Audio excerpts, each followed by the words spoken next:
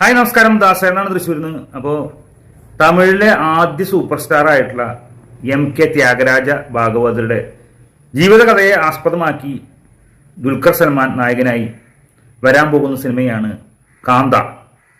ഞാൻ മുമ്പ് അതിന് ഡീറ്റെയിൽ ആയിട്ടുള്ളൊരു ആ കഥയൊക്കെ പറഞ്ഞിട്ട് ഒരു വീഡിയോ മുമ്പ് ചെയ്തിട്ടുണ്ടായിരുന്നു. ഏകദേശം 5-6 മാസം മുമ്പ് ചെയ്തിട്ടുണ്ടായിരുന്നു. അപ്പോൾ ആ സിനിമ റിലീസിങ്ങിന് തയ്യാറെടുക്കുകയാണ്. ജൂലൈ മാസത്തിലോ ഓഗസ്റ്റ് മാസത്തിലോ ആ സിനിമ പുറത്തിറങ്ങും. സമുദ്രക്കനിയാണ് അതിൽ മറ്റൊരു വേഷം, നല്ലൊരു വേഷം ചെയ്യുന്നത്. അതേപോലെ തന്നെ റാണ രഘുപതി, മറ്റേ ബാഹുബലിയിലെ വില്ലനായിട്ടുള്ള അദ്ദേഹം ഈ സിനിമയിലുണ്ട്. അദ്ദേഹം ദുൽഖർ സൽമാൻ കൂടിയിട്ടാണ് സിനിമ നിർമ്മിക്കുന്നത് തന്നെ. അപ്പോൾ മനോഹരമായിട്ടുള്ളൊരു സിനിമയായിരിക്കും എന്ന് നമുക്ക് 100% അറിയാൻ സാധിക്കുന്നത്. ആദ്യത്തെ സൂപ്പർ സ്റ്റാർ ആയിരുന്ന ത്യാഗരാജ ഭാഗവതരാണ്. പക്ഷേ അദ്ദേഹം ഒരു മർഡർ കേസിൽ പെടുകയും അതിന് ചുറ്റിപ്പറ്റിയുള്ള കഥയൊക്കെയാണ് ദുൽഖർ സൽമാൻ നായകനാകുന്ന ഗംഭീര മേക്ക് ഓവറാണ് ദുൽഖർ സൽമാൻ ആ സിനിമയിലുള്ളത്. നിങ്ങൾ കണ്ടിട്ടുണ്ടായിരിക്കും പോസ്റ്റർ കാര്യങ്ങളൊക്കെ.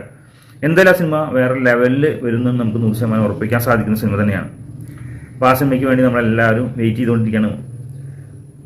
ഒരു വമ്പൻ 100 കോടി അടിക്കുന്ന സിനിമ തന്നെയാകട്ടെ, തമിഴിലെ ഒരു വമ്പൻ ഹിറ്റ് തന്നെയാകട്ടെ ആ സിനിമ എന്ന് ആശംസിക്കുന്നു. അതേപോലെ തന്നെ ആകാശം ലോകധാര എന്ന സിനിമ ദുൽഖർ സൽമാൻ്റെ ചിത്രീകരണം തുടർന്നുകൊണ്ടിരിക്കുകയാണ്. അതൊരു തെലുങ്ക് സിനിമയാണ്. അതിനുശേഷം RDXന്റെ സംവിധായകൻ ചെയ്യുന്ന ഐ ആം ഗെയിം എന്ന സിനിമയിലേക്ക് ദുൽഖർ സൽമാൻ എത്തിച്ചേരും. ഇപ്പോഴും അതിന് ഷൂട്ടിംഗ് നടന്നുകൊണ്ടിരിക്കുന്നുണ്ട്, പക്ഷേ ദുൽഖർ സൽമാൻ എത്തിയിട്ടില്ല എന്ന് മാത്രം.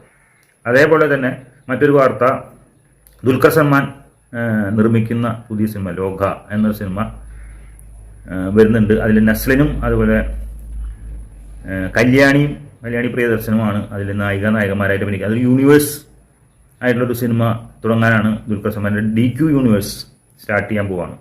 അപ്പോൾ അതിലിനി ഓരോ സിനിമകൾ വരും. അതിലെല്ലാ എല്ലാവരും നടന്മാരും മറ്റുള്ളവരൊക്കെ അങ്ങനെ കൂടി യൂണിവേഴ്സ് സിനിമ മലയാളത്തിൽ തുടങ്ങാൻ പോവുകയാണ്.